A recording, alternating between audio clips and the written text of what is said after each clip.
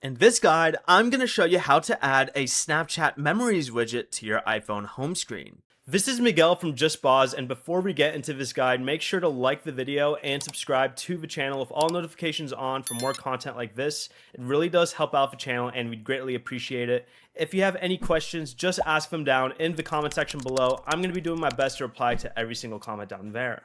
Begin by going to your home screen and holding an empty area of the home screen like so, and all the apps should start moving like this.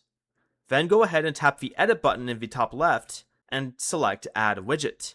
Go ahead and search for Snapchat, select it, and scroll through the options and select the Snapchat Memories widget and tap add widget. You can then drag it to your preferred location, then tap done in the top right corner.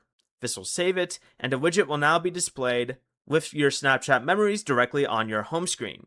Before you leave, remember to like the video and subscribe to the channel with all notifications on for more content like this. It really does help out the channel and we'd greatly appreciate it. And if you did have any questions, just ask them down in the comment section below. I'm going to be doing my best to reply to every single comment down there. Peace.